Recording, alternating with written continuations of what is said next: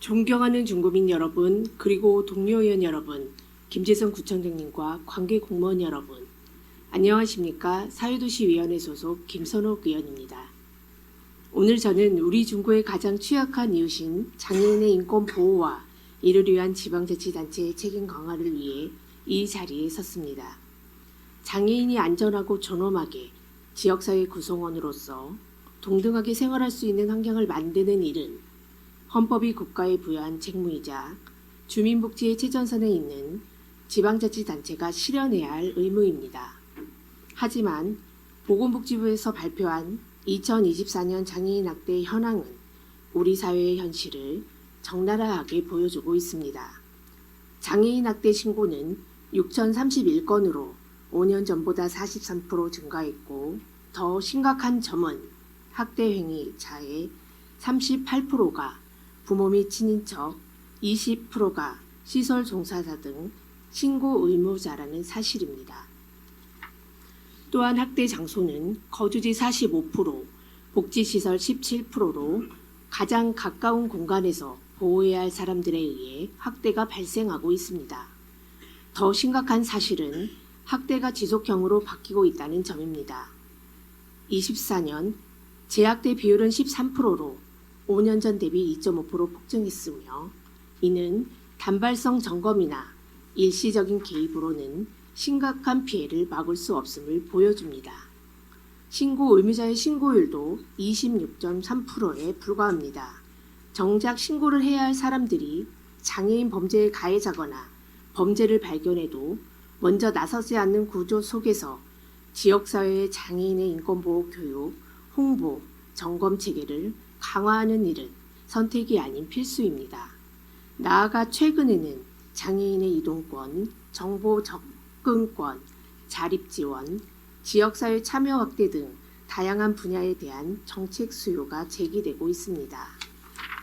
그러나 현재 대전 5개 자치구 중 중구만 장애인 범죄 예방에 관한 조례가 제정되지 않았고, 심지어 장애인 차별 금지 및 인권보장 조례는 2012년 제정 이후 13년 동안 단 한 번의 개정도 되지 않았습니다.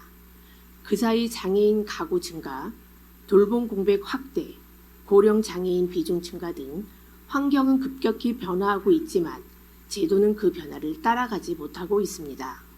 제도적 기반이 부재하면 지원은 단편적으로 흐르고 인권 침해는 늦게 발견되며 가장 취약한 장애인과 그 가족은 고립될 수밖에 없습니다. 장애인 인권에 대한 지방자치단체의 책임 강화는 더 이상 미룰 수 없는 시급한 과제입니다.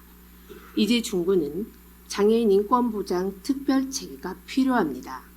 이번 회기에 본의원이 발의한 조례를 포함해 우리 중구가 반드시 추진해야 할 핵심 과제 4가지를 제안합니다.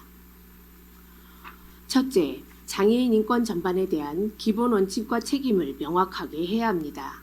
정보 접근권, 자립지원, 사회참여, 시설 안전 등 현재의 인권 환경을 반영하여 조례를 전면 정비해야 합니다. 둘째, 인권보호 전담 체계와 협력 구조를 강화해야 합니다.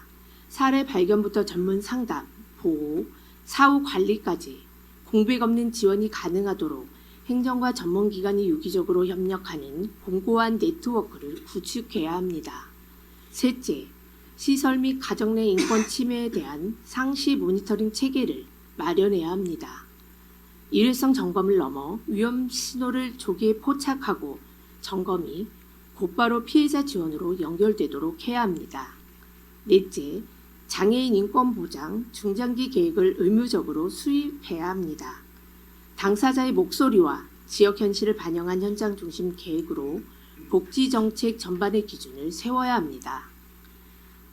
존경하는 동료 의원 여러분, 그리고 관계 공직자 여러분, 본의원이 제안한 장애인 인권 보장 체계는 단순한 법적 틀이 아니라 누군가의 삶을 지탱하는 마지막 안전망이자 우리 사회의 인권 민주주의의 수준을 보여주는 척도입니다.